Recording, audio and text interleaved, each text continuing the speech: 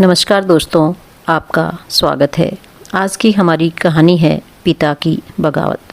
कहानी शुरू करने से पहले मैं आपको बताना चाहती हूँ कि मैंने एक दूसरा चैनल शुरू किया है जिसमें सिर्फ आध्यात्मिक कहानियाँ, पौराणिक कथाएँ और धार्मिक व्रत कथा के साथ साथ कुछ प्राचीन रोचक कथाएँ होंगी। तो आप सभी से रिक्वेस्ट है कि प्लीज़ आप सब उस चैनल को सब्सक्राइब कर लें। धन्यवाद। आइए लौटते हैं आज की कहानी में। ओ मेरी श्रीदेवी, कहाँ हो? लो, ले आया 2 टिकट। तैयार हो जा, आज शाम को चलेंगे फिल्म देखने। 70 वर्षीय नरसिंह जी लाठी लिए अपनी पत्नी से बोले। प्रोमिला जी पति देव से बोली, सवेरे सवेरे क्या बोल रहे हो? अब फिल्म देखूंगी, इस उम्र में पैसा खराब करते हैं। और क्या श्रीदेवी लगा रखा है? मेरा नाम प्रोमिला है। आंगन में कपड़े डालते हुए प्रोमिला जी बोली, देख नहीं रहे, ऐसे मौके कब कब हाथ आते हैं। इतनी दूर फिल्म देखने तो अगले जन्म में ही जा पाऊंगी। अब अरे सुनो, देखो मैंने सब इंतज़ाम कर दिया है। ऑटो वालों से बात कर ली है, वह शाम को 5 बजे आ जाएगा। घर से ले जाएगा हमें और घर छोड़ भी जाएगा। कितने अरमान थे मेरी प्रोमिला के। राजेश खन्ना की फिल्म लगी थी उस वक्त टॉकीज पे, पर नौकरी, बच्चों की जिम्मेदारी, ऊपर से अम्मा का डर कि घर की बहू है, फिल्म नहीं देखती। कभी फिल्म नहीं दिखा पाया तुझे। शहर की पढ़ी लिखी लड़की थी तू, पर मुझसे प्यार करके कैसे बावरी सी बन गई थी। भाई भाभीयों के बीच रही, कभी एक गिलास पानी भी ना पिया। मेरे घर आकर बिना कुछ कहे चूल्हा चौका, बच्चों की जिम्मेदारी को खुश होकर पूरा करती गई। पता ही नहीं चला कब बुढ़ापा आ गया। बालों पर सफ़ेदी छा गई, हाथों में लाठी, आँखों में चश्मा आ गया। बच्चे अपने अपने परिवार को लेकर रोजी रोटी में व्यस्त हैं। उनकी भी गलती नहीं है, उन्हें भी परिवार पालना है। पर प्रोमिला मरने से पहले हाथों में कोल्ड ड्रिंक और भुने हुए मक्का लेकर साथ में फिल्म देखने जाएंगे, जैसे अपने बेटे ने फ़ोटो दिखाई थी अपनी और बहू की। शुभ शुभ बोलो जी, मरने की बात की तो बात नहीं करूँगी। हर वक्त यही बोलते रहते हैं। ठीक है, चलूँगी फिल्म देखने। आज तू वो लाल वाली साड़ी पहनना और मैं कुर्ता पजामा पहन लूँगा। प्रोमिला जी बोली, जाओ हटो जी, सब मोहल्ले में लोग कहेंगे इन बूढ़े बुढ़िया को बुढ़ापे में जवानी सूझ रही है। तो तू नहीं मानेगी मेरी बात। मेरे लिए तो अभी भी तू मेरी वही पहले वाली श्रीदेवी है जिसको देखकर मैं बावरा हो जाता था। ऐसी बात ना करो जी। शाम को नरसिंह जी कुर्ते पजामे में और प्रोमिला जी लाल रंग की साड़ी में ऑटो पर बैठे एक दूसरे के हाथों में हाथ डाले चले जा रहे थे। उनको देखकर सभी लोगों के चेहरे पर मुस्कान सी तैर आई थी। इतने खुश थे दोनों इस उम्र में भी। कुछ समय बाद बहू कहती है, इस उम्र में काम करना शोभा देता है क्या माँ जी? आप तो बस आराम से बैठिए। बहुत दिन तक बच्चों के लिए खट चुकी हैं, अब तो बस आप खुश रहो। बस हमें कह दिया करो, कुछ दिन में बाबूजी भी रिटायर हो जाएंगे, फिर तो आराम ही आराम होगा। देवकी जी ने कहा, नेहा कैसी है? तभी उनकी बड़ी बहू काजल ने रही सही कसर पूरी करते हुए कहा, नेहा मम्मी जी को तो आराम ही आराम मिलना चाहिए। वैसे भी बाबूजी रिटायर होकर आएंगे, पैसे लाएंगे, तो मम्मी जी को हमारी ज़रूरत कहाँ पड़ेगी। मम्मी जी देखना, कहीं अपने इस बहू को भूल मत जाना। प्रोमिला जी बोले, अरे नहीं, कैसी बात कर रही हो? हमारा जो कुछ है तुम्हारा ही तो है। और जिसकी इतनी संस्कारी बहू हो, उस सास को पहला भारी आडंबरों की क्या काम। तुम लोग गांव आती हो, 2-4 दिन ही रहती हो तो घर में रौनक बढ़ जाती है। बस इसी तरह हमसे मिलने आया करो। प्रोमिला जी और नरसिंह बाबू के 2 बेटे, बहू, पोता पोती, भरा पूरा परिवार सब अपने अपनी दुनिया में रहते थे। कभी माता पिता की कोई चिंता नहीं होती थी। क्या बात है जो 6 महीने से उन्हें अपने माता पिता की बहुत चिंता होने लगी थी। सच कहते हैं लोग, पैसा अच्छे अच्छों को बदल देता है। माँ तो फिर भी ममता में आकर सब कुछ भूल जाती है। नरसिंह बाबू हमेशा एक कदम दूर की सोचते हैं। जब कोई ज़रूरत से ज़्यादा मीठा बोले तो समझो कुछ गड़बड़ है। लेकिन प्रोमिला जी उनकी बातों को हंसी में उड़ा देती थी। नेहा बोली, बाबूजी, अगर मम्मी जी को हम कुछ रोज़ अपने घर ले जाएं तो कोई शिकायत तो नहीं होगी? नरसिंह बाबू बोले, बहू, क्यों इस बूढ़े से रोटी बनवाओगी? बिना देखे मेरा तो कोई काम ही नहीं होता। मुझे रिटायर हो जाने दो, फिर हम दोनों तुम लोगों के साथ जाकर रहेंगे, फिर कर लेना हमारी सेवा। प्रोमिला जी नरसिंह बाबू से बोली, आपने देखा दोनों बहू के स्वभाव में कितना बदलाव आया है। मुझे काम नहीं छूने देती हैं और कितना सम्मान देती हैं। और क्या चाहिए? नरसिंह बाबू बोले, भाग्यवान, मेरे रिटायरमेंट के बाद भी अगर यह लोग तुम्हें इतनी इज्जत दें तो खुद को भाग्यशाली समझना। कुछ महीने हैं, रुक जाओ, फिर दूध का दूध और पानी का पानी हो जाएगा। समय बीता, नरसिंह बाबू रिटायर हुए। विक्रम और मनीष दोनों ने बड़े प्यार से अपने बाबूजी को समझाया कि गांव में कुछ नहीं रखा है, ना तो पूरे समय बिजली आती है, ना समय में पानी। शहर में एक बड़ा सा घर ले लेते हैं, वहीं सब मिलजुल कर रहेंगे। नरसिंह बाबू को बेटे का विचार अच्छा लगा। सगे संबंधियों ने भी कहा कि आज के समय में ऐसे बेटे कहाँ मिलते हैं, तो आपको बेटों की मदद करनी चाहिए। फिर क्या था, बाबूजी ने अपने सारे पैसे बेटों के कहने पर लगा दिए और शहर में बड़ा सा घर खरीद लिया और साथ रहने लगे। एक दिन काजल बोली, मम्मी जी, मेरे भाई की शादी है। अब क्या बताऊं, मेरे पास पहनने के लिए कोई जेवर नहीं है। घर खरीदने में जो थोड़े बहुत पैसे की कमी हुई, उसमें मैंने अपना जेवर बेचकर पूरा कर दिया। अब ऐसे सोना गला लेकर शादी में जाऊंगी तो चार बिरादरी में बाबूजी की बड़ी बदनामी होगी। इससे अच्छा है कि मैं शादी में ना जाऊं। नेहा ने भी अपनी तकलीफ़ सास के सामने रख दी। प्रोमिला जी के पास जो भी कीमती गहने थे, उन्होंने उसके 2 हिस्से लगा दिए। जेवर पाते ही बहू ने अपने रंग दिखाने शुरू कर दिए।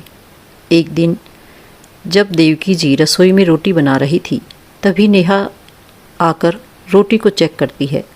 ओ माँ जी, आपसे कितनी बार कहा है कि आप रोटी में ज़्यादा घी मत लगाया करो। ज़्यादा दूध घी खाओगी तो बीपी बढ़ जाएगा और फिर डॉक्टर के पास लेकर जाना पड़ेगा। एक तो दूध घी महंगा और उस पर से डॉक्टर का बिल इतना महंगा। दवाइयाँ भी इतनी महंगी पड़ती हैं। कोई बात नहीं, इनसे कहूँगी अगले महीने जब सारा सामान लाएंगे तो 2 किलो घी भी ले आएंगे। बहू, तुम्हारे बाबूजी को तो कमज़ोरी रहती है, थोड़ा घी खाने में कोई दिक्कत नहीं है। मैं तो खाती नहीं हूँ। तभी छोटा बेटा मनीष सामने आया और बोला, माँ, तुम कहना क्या चाहती हो? नेहा झूठ बोल रही है। एक तो घी खाती हो, उस पर से झूठ बोलती हो। कल ही तो आपने पिताजी के लिए देसी घी का हलवा बनाया था। नहीं बेटा, वह तो गुड़िया जिद कर रही थी तो उसके लिए ही। चुप हो जाइए। आप लोगों को साथ रखकर हमने बहुत बड़ी गलती कर दी। इससे अच्छा वहीं सड़ने देते। प्रोमिला जी की आंखें भर आई। बेटा, मेरे कहने का यह मतलब नहीं था। अनुज बोला, छोड़ो माँ, पहले घर का माहौल ख़राब करती हो और बाद में आंसू बहाकर नाटक करती हो। अभी रोज़ की बात हो गई थी। दोनों बेटे बहू उनके साथ ऐसा ही व्यवहार करते। रोते रोते प्रोमिला जी नरसिंह बाबू से बोली, सुनिए जी, आपको रिटायर हुए अभी कुछ ही महीने हुए हैं और हम अपने बेटे बहू के लिए पैर की जूती बन गए हैं। अब आगे हमारा क्या होगा? नरसिंह बाबू बोले, भाग्यवान, मुझे अपनी नहीं तुम्हारी ज़्यादा चिंता है। मैं तो घर से बाहर रहता हूँ, पूरे दिन तुम घर में रहती हो। मैं जानता नहीं तुम्हारे साथ दोनों बहू कैसा व्यवहार करती हैं। इससे अच्छा तो हम गांव में ही रह लेते। कुछ दिन बाद नरसिंह बाबू आसपास की पड़ोसियों के साथ अपने घर में बैठे थे। इधर उधर की बातें कर रहे थे। बहुत गर्मी थी। दोनों ने एसी खोल लिया था और प्रोमिला जी उन सब के लिए गरम गरम पकोड़े बना रही थी और नेहा से उन्होंने कॉफ़ी बनाने के लिए बोल दिया था, क्योंकि उन्हें कॉफ़ी बनानी आती नहीं थी। तभी छोटा बेटा मनीष कहता है, पापा, आप क्या दिन भर कॉफ़ी पीते रहते हो और पकोड़े खा रहे हो, साथ में अपनी पार्टी को भी खिला रहे हो? आपको दिखता है कि नहीं? एसी भी ऑन है, कितना बिल भरना पड़ेगा। परेशान हो जाती हूँ बिल भरते भरते। दिन भर कॉफ़ी बनाते बनाते वह भी दिन भर काम करते करते थक जाती है और बर्तन भी तो कितने हो जाते हैं। जब सब पिएं तभी पिया करो। नेहा को अलग से ऑर्डर मत दिया करो। एक पैसे की औकात नहीं है और कॉफ़ी पर कॉफ़ी, इनकी वजह से हमारा खर्चा बढ़ता जा रहा है। अब मुझसे बर्दाश्त नहीं होता। उनके दोस्तों के साथ बेटे ने इतना जलील किया कि उन्हें बहुत शर्मिंदगी महसूस हुई। उनके सारे दोस्त तुरंत वहाँ से चले गए। तभी काजल बोली, छोटी, तुम तो ऐसे कह रही हो जैसे सारा खर्चा तुम्हारा ही हो रहा है। भूलो मत, रात को सोना हमारी तरफ होता है। प्रोमिला जी नरसिंह बाबू को देख रही थी और उनकी आंखों से झरझर आंसू बह रहे थे। तभी बेटे भी बोलने लगे, ये घर है या कुरुक्षेत्र का मैदान? क्या झगड़ा लगा रखा है? दोनों की बीवी अपनी अपनी कहने लगी। तभी नरसिंह बाबू बेटे के पास आकर बोले, बेटा, आखिर क्या बात हुई जो हम दोनों अब तुम लोगों को चुभने लगे हैं? जब तुम दोनों के कहने पर मैंने अपनी सारी जमा पूंजी इस घर पर लगा दी। तुम लोग नौकरी कर रहे हो, फिर भी घर का मोटा मोटा खर्चा तो मेरे पेंशन से ही चल रहा है। फिर तुम लोगों को क्या दिक्कत हो रही है? विक्रम बोला, बाबूजी, आप तो ऐसे कह रहे हैं जैसे घर का सारा खर्चा आप ही चलाते हैं। मालूम भी है कि बाहर के खर्चे कितने हैं। मनीष बोला, मानता हूँ घर लेने में आपने मदद की, पर ज़्यादा पैसा तो भैया और उनके परिवार पर ही खर्च किया। मेरे बच्चों के लिए आपने क्या बचा कर रखा है? तो मैं तो भाई अपने हाथ खड़े करता हूँ। पर बेटा, तुम ऐसा कैसे कर सकते हो? विक्रम, आप तो चुप रहेंगे। अरे, जब कमाते थे तब की बात अलग थी, पर अब आप दोनों का खर्चा हम पर भारी हो रहा है। नरसिंह बाबू बोले, बेटा, अगर तुम आज तक घर पर तुम लोगों के लिए कपड़े उपहार हमें देते आए हो, यहाँ तक कि तुम दोनों के घर का किराया मैं ही भरता आया था, याद है या भूल गए? विक्रम बोला, अच्छा, तो अब आप हमसे हिसाब लेंगे? और हमारी बातें अगर आपको इतनी ही बुरी लग रही है तो आप दोनों अपने रहने का इंतज़ाम कर लीजिए कहीं और। प्रोमिला जी बोली, ये कैसी बातें कर रहे हो? तुम्हारे बाबूजी ने पैसे देते समय एक बार नहीं तुमसे सवाल किया और अपनी सारी जमा पूंजी तुम लोगों के कहने पर इस घर में लगा दी। अब तुम हमें कहीं और जाकर रहने के लिए कह रहे हो। क्या इस घर पर हमारा कोई अधिकार नहीं है? नेहा बोली, देखो तो जरा भाभी, इस उम्र में इन्हें अपना हिस्सा चाहिए। मम्मी जी, जरा सी भी शर्म बची हुई है कि नहीं? इस उम्र में बेटे बहू 2 वक्त का खाना दें वही बहुत है। और एक बात जान लीजिए, यह घर हम दोनों जेठानी और देवरानी के नाम पर है, तो हिस्से की बात तो भूल ही जाइए। मनीष बोला, अभी नौटंकी बंद करो और बताओ कि करना क्या है? नेहा बोली, करना क्या है? घर के बीचों बीच दीवार उठा देते हैं। एक साथ ससुर का भी बंटवारा कर दीजिए। दोनों ने अपनी सुविधा के अनुसार सास को भी बांट दिया कि पहले 2 महीने मेरी मदद करेगी और बाद में बड़ी की मदद करेगी। नरसिंह बाबू को लग रहा था उनका और उनकी पत्नी का उस घर में कोई अपना नहीं रहा।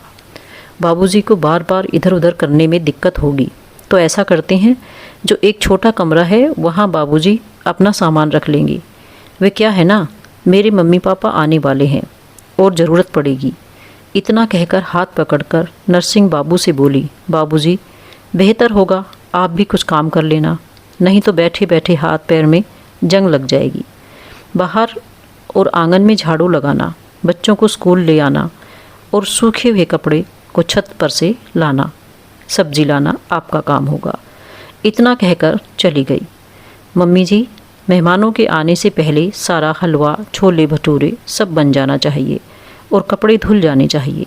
लेकिन अपने ही घर में नौकरानी बनकर प्रोमिला जी की बुरी हालत हो गई थी। नरसिंह बाबू अंदर बाहर झाड़ू लगाकर बैठे रहते और प्रोमिला जी को देखते रहते। प्रोमिला जी बोली, बहू, मुझे खाना दे दो। नेहा जो बगल में झूठी थाली में 2 रोटी डालकर उन्हें बोली, घर के बाहर जाकर बरामदे में बैठकर खाओ। प्रोमिला जी ने कहा, बहू, पर यह थाली तो झूठी है। नेहा बोली, तो क्या हुआ? कोई सब्जी अच्छी नहीं लगी तो उन्होंने छोड़ दी। पता नहीं कैसे बनाई थी आपने। अब आप इसे खा लीजिए, वरना तेल मसाला कितना बर्बाद हो जाएगा। नरसिंह बाबू के कानों में सारी बातें जा रही थी। प्रोमिला जी बरामदे में बैठ गई और नरसिंह बाबू पर नज़र पड़ी तो फूट फूट कर रोने लगी और बोली, अब बर्दाश्त नहीं होता। नरसिंह बाबू ने थाली को उठाकर फेंक दिया और सब्जी का छींटा समधन जी के मुंह पर पड़ा। गुस्से में बोले, तुम ये झूठा खाना नहीं खाओगी। रसोई से बहू ने अपने पति मनीष को आवाज़ लगाई, सुनिए ज़रा बाहर आइए। मनीष बाहर आया और बोला, बाबूजी ये क्या तमाशा लगा रखा है कि माँ का भरण पोषण हम करते हैं। क्या हो गया अगर वह मम्मी जी का झूठा खा लेंगी। अरे थाली झूठी है, सब्जी नहीं। नरसिंह बाबू ने जोर का थप्पड़ उसे जड़ दिया और बोले, तुम अपनी माँ का भरण पोषण करोगे। अरे जिस औरत ने तुम्हारा भरण पोषण उस वक्त किया जब उसे मालूम भी नहीं था कि तुम दिखते कैसे हो, और आज तुम उसका भरण पोषण करोगे। विक्रम आया और बोला, बाबूजी आपको क्या ज़रूरत है इन लोगों के मामले में पड़ने की। उसी तरह बाबूजी ने दूसरा थप्पड़ विक्रम को जड़ दिया और बोले, तुम लोग कौन होते हो हमें दो हिस्सों में बांटने वाले। मैं नहीं मानता तुम लोगों के बंटवारे को। तुम जैसे मतलबी बच्चे जो अपने माँ बाप के पैसों के लिए पहले उनसे अच्छे संबंध बनाते हैं, फिर सारे पैसे लेकर उन्हें अपनी ज़िंदगी से ऐसे निकाल देते हैं मानो कोई सड़ा हुआ दांत है। प्रोमिला जी की रो रो कर सांसें उखड़ने लगी। नरसिंह बाबू ने उन्हें पानी पिलाया और बोले कि हमारी दुनिया नहीं है ये, ना ये हमारे बच्चे हैं।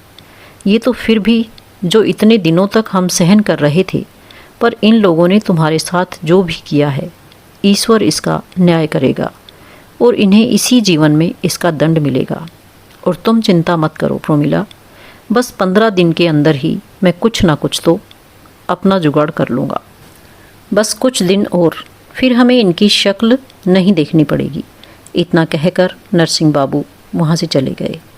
एक दिन जब प्रोमिला जी कूड़ा डालने बाहर निकल रही थी तो प्रोमिला जी का सीढ़ियों से पैर फिसल गया और उनके पैर में चोट आ गई, जिस कारण वह चलती थी न फिरती थी और बिस्तर पर ही सारा काम करने लगी।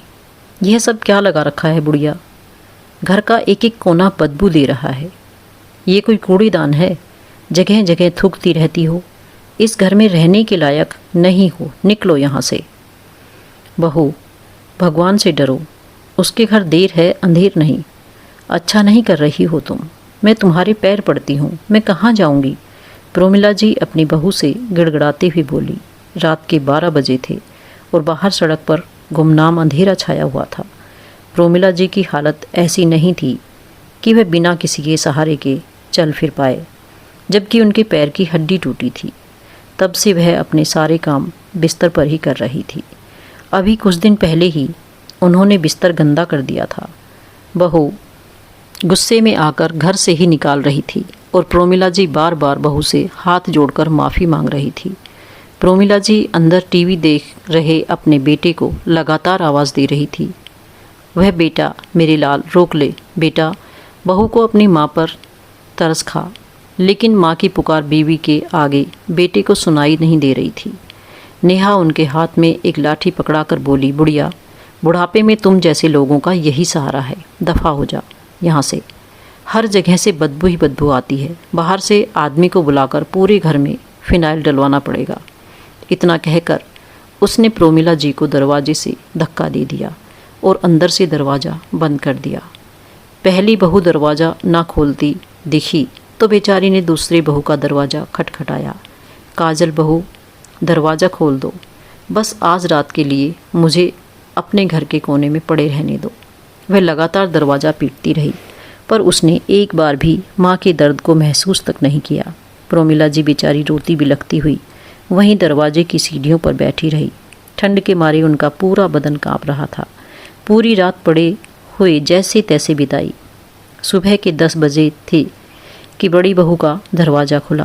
प्रोमिला जी बोली, अपनी माँ को ऐसी हालत में देख नहीं सकता ना तो। मनीष बोला, माँ बड़ी ढीठ है, आप अभी तक यहाँ पड़ी है। अरे मर क्यों नहीं जाती, हमारा भी पीछा छोड़ो। चलो नेहा, देर हो रही है, फ्लाइट छूट जाएगी। बेटा, प्रोमिला जी की आंखें छलक पड़ी। बड़ा बेटा भी माँ को ठोकर मारकर बीवी के साथ चला गया था। बेचारी प्रोमिला लाठी का सहारा लेकर रेलवे स्टेशन के पास भीख मांगने बैठ गई थी। तो वहाँ आते जाते लोग उन्हें कुछ न कुछ खाने को दे देते थे। पर कई दिनों से प्रोमिला जी का दर्द बढ़ता जा रहा था और वह दर्द से कराह रही थी। उधर अपना और प्रोमिला जी के रहने का सारा इंतजाम करके नरसिंह बाबू ट्रेन से वापस आ रहे थे। स्टेशन पर उतरे ही थे कि उसी समय वहाँ पर बहुत भीड़ जमा हो गई थी। किसी वृद्ध औरत की ट्रेन के नीचे आकर मौत हो गई थी। बेचारी का चेहरा बहुत जख्मी हो गया था। पता करने पर पता चला कि उनके बेटे बहू ने उन्हें घर से निकाल दिया था। बेचारी ने आत्महत्या कर ली। यह सुनकर नरसिंह बाबू बहुत घबरा गए। वापस बेटों के घर पहुँचे तो दरवाजे पर ताला लगा देखकर किसी ने उनसे बताया कि आपके दोनों बेटे अपनी अपनी पत्नी और बच्चों के साथ कल रात ही विदेश घूमने के लिए निकल गए हैं। पर उन्होंने अपनी माँ को सड़क पर ही बेसहारा छोड़ दिया। बेचारी बहुत रोई थी, बहुत गिड़गिड़ाई थी, पर दोनों में से उनकी किसी ने न सुनी। नरसिंह बाबू की आंखों से आंसू बहने लगे। अब कहाँ ढूंढे अपनी बीवी को? क्या कुछ दिन भी वह अपनी माँ को इस घर में नहीं रख सकते थे? यही सोच सोचकर परेशान हुए जा रहे थे। बहुत पता लगाने के बाद भी उन तक नहीं पहुंच पाए। उन्हें लगा उनकी पत्नी ने आत्महत्या तो नहीं कर ली। स्टेशन वाली मेरी पत्नी तो नहीं थी। अपने आप से बात किए जा रहे थे। अपनी पत्नी के बिना छटपटाए जा रहे थे। करीब 1 महीने बाद वह अपने खास दोस्त की अर्थी को कंधा देने के लिए एक वृद्ध आश्रम गए थे, क्योंकि उनका बुजुर्ग दोस्त वृद्ध आश्रम में ही रहता था। अंतिम संस्कार होने के बाद नरसिंह बाबू ने एक औरत को देखा जो हाथ में तस्वीर लिए रोई जा रही थी। पूछने पर किसी ने बताया 1 महीने पहले ही रेलवे स्टेशन में भीख मांगती हुई, दर्द में बिलबिलाते हुए कोई भला इंसान इसे वृद्ध आश्रम में छोड़ गया था। बेचारी पैर के दर्द से बहुत छटपटा रही थी। बस पूरे दिन रोती रहती है, ना ठीक से खाती है ना पीती है। यह सुनकर नरसिंह बाबू के पैरों तले ज़मीन सरक गई। उन्होंने जैसे ही उस औरत को प्रोमिला के नाम से पुकारा, अपना नाम सुनते ही जैसे ही देखा, प्रोमिला जी के अंदर अजीब सी शक्ति आ गई थी। पति को सामने देखकर प्रोमिला और नरसिंह बाबू अपने आंसू रोक नहीं पाए और उन्हें गले से लगा लिया। वह आदमी बोला, यह आपकी पत्नी है? नरसिंह जी बोले, बस अब और नहीं। नरसिंह बाबू ने प्रोमिला जी को वहाँ से लिया और रोते हुए बोले कि तुम्हारी एक एक तकलीफ़ का, एक एक आंसू का बदला लूँगा। अब यह बाप अपने पर उतर आया है। उन्होंने बहुत फ़ायदा उठाया है। देखो मैं क्या करता हूँ। अपमान की घूंट पीकर ज़िंदगी बिताई है, पर अब और अपमान बर्दाश्त नहीं। नरसिंह बाबू ने पुलिस स्टेशन में जाकर बेटों के खिलाफ रिपोर्ट दर्ज करवाई। पुलिस ने भी सारा माजरा सुना और बेटे बहू के घर पर ताला लगवा दिया। जब बेटे अपनी पत्नी के साथ घूम फिर कर विदेश से वापस घर लौटे और घर पर बड़ा सा ताला लगा देखा तो उनके पैरों तले ज़मीन सरक गई। बहू भूखी लोमड़ी की तरह माता पिता के पास पहुँचे। नरसिंह बाबू और प्रोमिला जी को पुलिस के साथ देखकर चारों के पैर रुक गए। बड़ा बेटा नर्म आवाज़ में बोला, बाबूजी, ये क्या है? हमारे घर पर आपने ताला क्यों लगवाया? तभी एक पुलिस वाला उससे जोर का थप्पड़ लगाते हुए बोला, शर्म नहीं आती? अपने माँ बाप को लाचार बेसहारा सड़क पर छोड़ते हुए उनके सारे पैसे तुम लोग खाते रहे। अपने भरण पोषण के लिए अपना अधिकार मांगने का उन्हें पूरा हक है और बाबूजी चाहते हैं कि वह घर, करोड़ों का घर प्रोमिला जी के नाम हो, क्योंकि घर को खरीदने में जो पैसा लगा है वह नरसिंह बाबू का है। आप दोनों को जेल भिजवा देंगे और जो भी है वह भी वापस करें। चारों बेटे बहू के पैरों तले ज़मीन खिसक गई और गिरगिट की तरह रंग बदलकर पिता के पैरों में गिर गए। नरसिंह बाबू ने अपने बेटों को माफ़ नहीं किया और उस घर में खुशी से रहने लगे और अपने बेटों को घर से बाहर का रास्ता दिखा दिया। तो दोस्तों, ये थी आज की कहानी। आपको कैसी लगी कमेंट करके ज़रूर बताएं और यदि आप मेरे चैनल पर नए हैं तो इसे सब्सक्राइब भी ज़रूर कर लें। धन्यवाद।